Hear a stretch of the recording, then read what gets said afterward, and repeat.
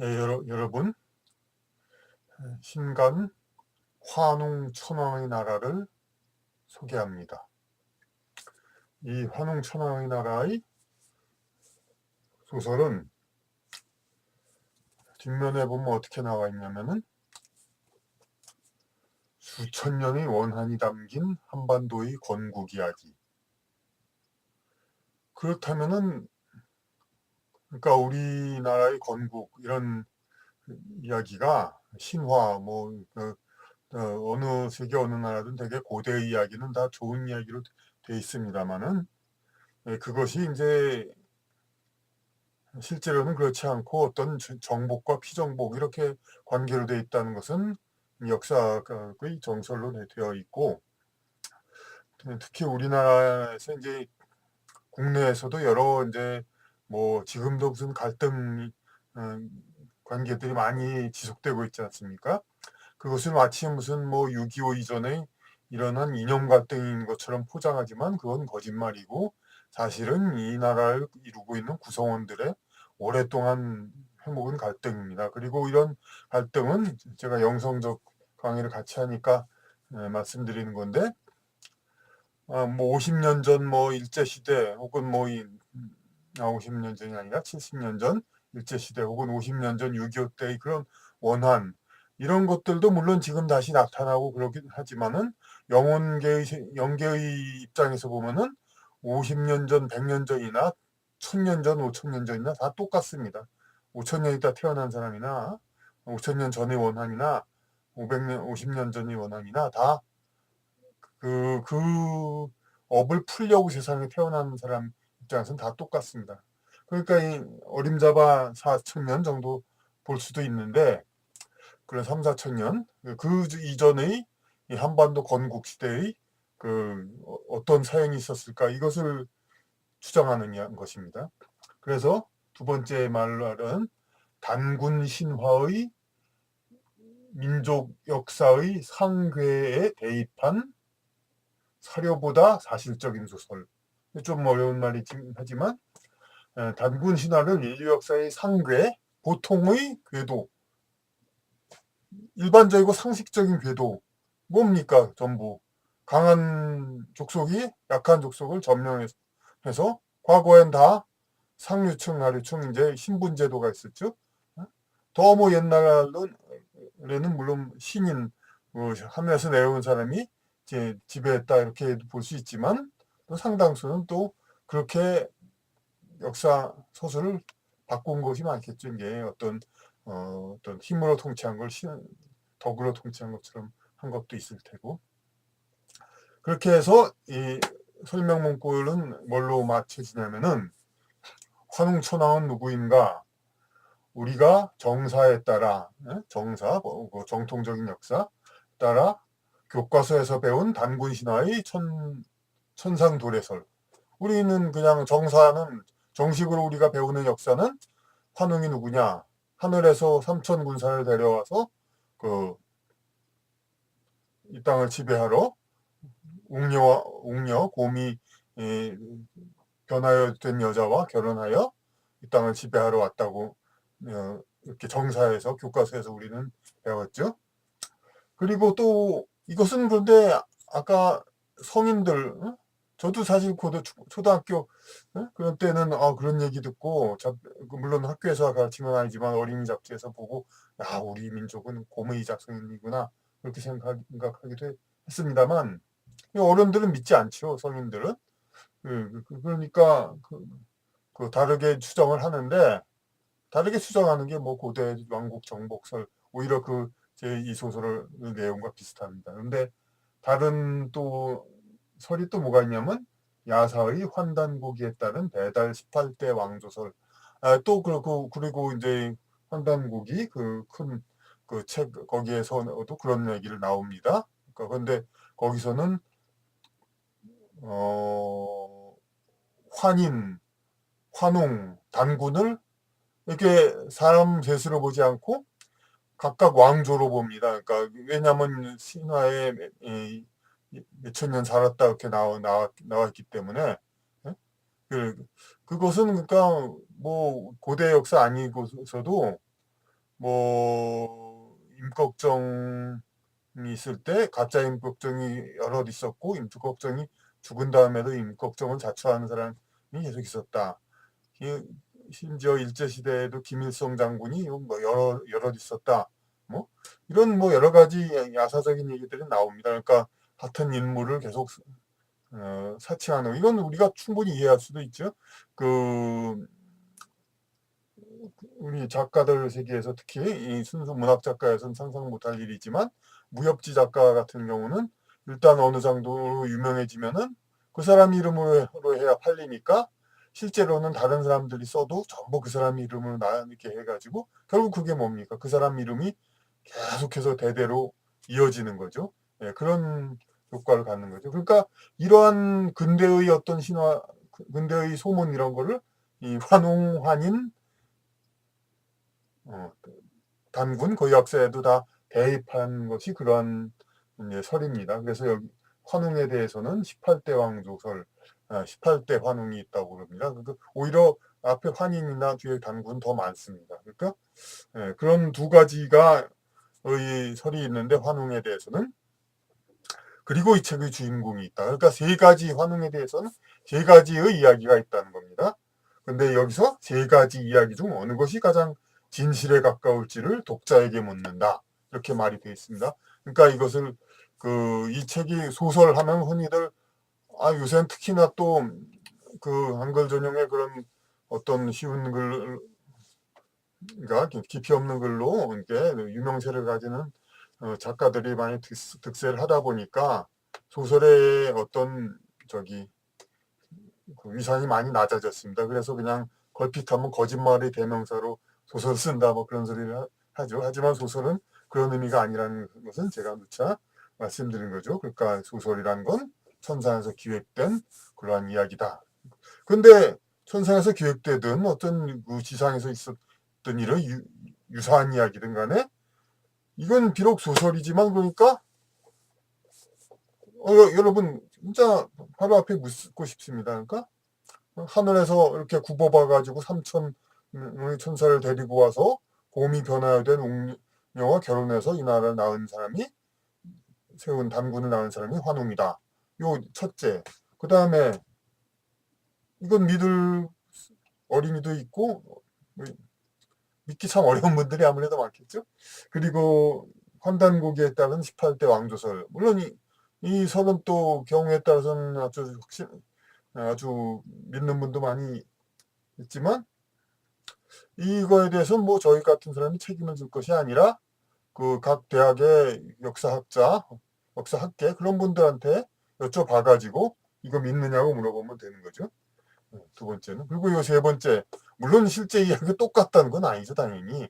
어떤 배경이나 그런 것도, 그러니까 약간씩 당연히 다를 수가 있고, 배경은 여기서는 이제 중국 대륙 산동성과 하남성에서 발언을 된 걸로 돼 있으니까.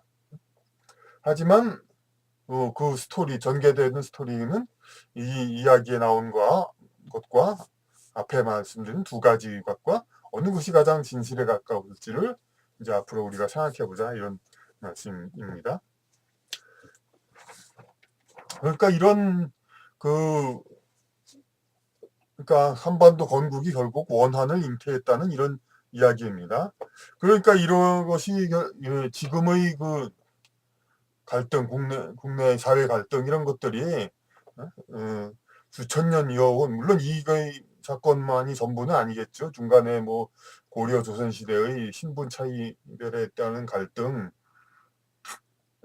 몽고 침입에 따른 또 그 갈등 뭐 여러 가지 그런 일들이 많이 있으니까 다 섞여 있겠지만 그 가장 시작하는 그 원료는 바로 이 환웅천왕의 사건부터 우리는 생각해야 되지 않느냐 그런 문제 제기를 하는 겁니다.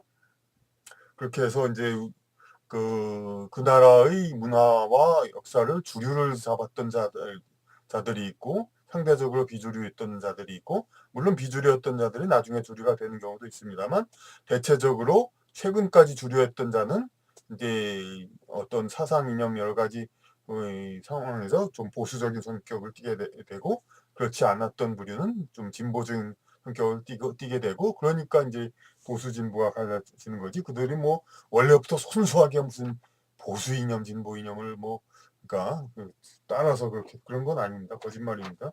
그리고 보수 진보 이념은 어떻게 세트로 전부 이제 그러니까 통일적으로 가는 것이 아닙니다. 무슨 얘기냐면 그 경제적인 뭐 자본주의 보수적인 그런 사람이 성적 문제에 있어서도 반드시 이성애 혹은 가부장제 이것을 선호한다는 그런 보장이 없고, 반대로 또 경제 문제에 대해서 평등을 주장하는 사람이 성적인 문제에서 반드시 뭐 동성애 무슨 뭐 그 자유연애 무슨 이제 여성 상위 뭐 그런 걸 주장하는 법도 없고, 각각이 제각각입니다. 각각의 요소들은 그건 다음에 다른 데서 할 이야기들이고요. 그래서 환웅이 그러니까 곰과 호랑이를 그건 뭐 다 아시죠? 그러니까 사람이 되게 싶어하는 곰과 호랑이가 있는데 곰은 되고 호랑이는 못 됐다.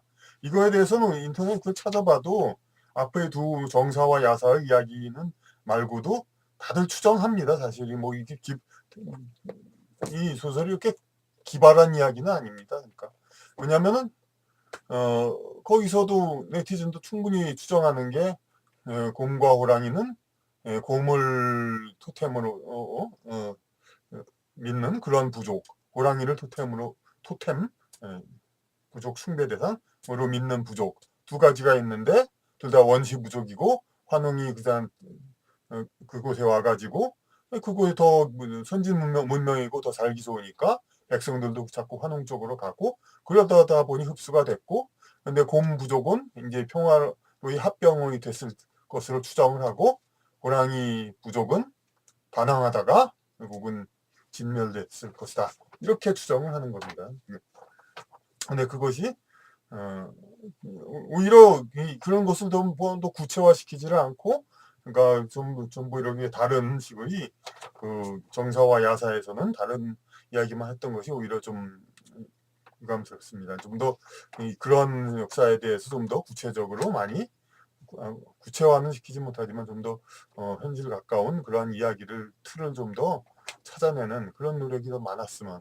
근데 이 사실이 또 제가 이 글을 쓰면서도 봤던 것이, 웬만한 역사 소설은 다 이야기들 사건들이 있어가지고 그것에다 살 붙이고 그렇게 하면 되는데 그것 자체도 없습니다. 그냥 아주 없어갔기 때문에 그냥 추정하고 상황을 그래야 그야말로 영은 영감에 의해서 이렇게 틀 자체도 만들 수밖에 없습니다. 그러니까 사실 역사 쪽에서 이것을 만들기는 참 어려운 얘기죠. 그 구체성을 좀 더 보강하기는. 그래서 진작에 작가들이 좀 나서야 된다. 이 말씀을 드리는 겁니다. 그래서 어느 것이 진실인가 이런 것을 독자에게 묻는다가 이것은 이 책의 주된 이제 주제이고, 이 책을 쓴 것은 그러니까 사실 제가 다른 소설들 그냥 연애 소설, 심리 소설 그런 것들하고 달리 좀 어찌 보면 특이하죠. 이제 본격적인 좀 역사를 다룬 역사, 물론 구체적 역사는 아니지만은 그런 책인데, 이것을 쓰게 된 동기를 여기서 처음 말씀드리겠습니다. 제가 2007년, 6년, 7년 그때쯤에, 그러니까 그 이전에 그 마지막 공주와 꽃잎처럼 떨어지다를 낸 다음에 좀 더 약간 또 한계에 부딪혔습니다. 사실 국내에서. 그러니까 어떤 이제 그 어문 정책 같은 것이 너무 제한이 되다 보니까, 그러니까 특히 꽃잎처럼 떨어지다 그 이은주 씨의 일화를 가지고 쓴 소설, 그걸 썼을 때는 어떤 교정을 한다는 사람들이 교정은 안 하고 제가 원고에 쓴 한자들을 없애는 그런 작업만 하더라고요. 그러니까 그런 잘못된 우리나라의 그런 그 어문 정책 이런 거하고 갈등 이런 것 많이 회의를 느껴서, 참 중국에 그때까지도 그러니까 중국이 각종 사업하는 사람들한테 약속이 땅이었으니까 저도 한번 좀 차원이 다르지만 이제 거기서 한번 뜻을 펼쳐볼까 그런 생각으로, 물론 그 계기는 인터넷에서 또 중국에서 온 중국인 한국 유학생들 그런 사람들과 좀 알게 되고 교제를 하게 됨으로써 그 계기가 되었습니다. 기차에서 당연히 저만 혼자서 갔으니까 옆에 사람들 중국 사람들 특히 남자들 몇 명이 같이 이렇게 마주 앉는 자리는 똑같죠. 그런 데서 이제 한국에서 왔다니까 한국은 어떻게 하냐 뭐 축구는 어떻게 잘하냐 중국은 좀 너무 못한다 뭐 그리고 기타 무슨 뭐 한국은 통일대 안 하냐 뭐 일본은 나쁘다 하여튼 자기네 생각들 다 얘기하죠.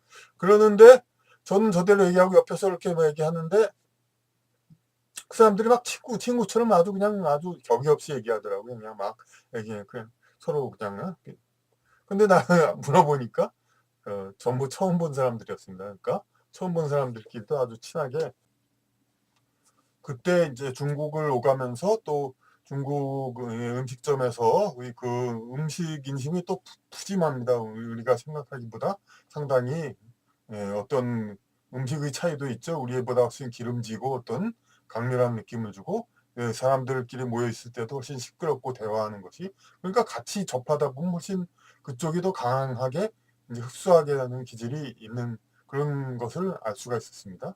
그러한 것을 대입해 가지고 고대에는 이러한 이제 일이 있었을 것이다.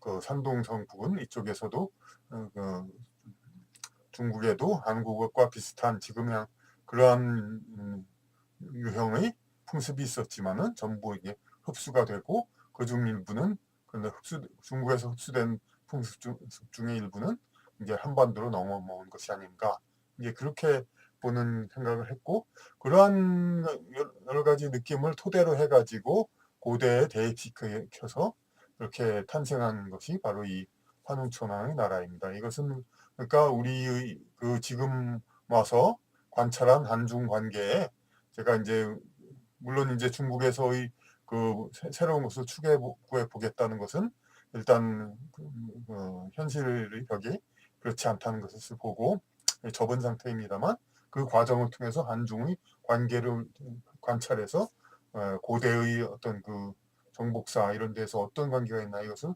추정해서 나온 것입니다.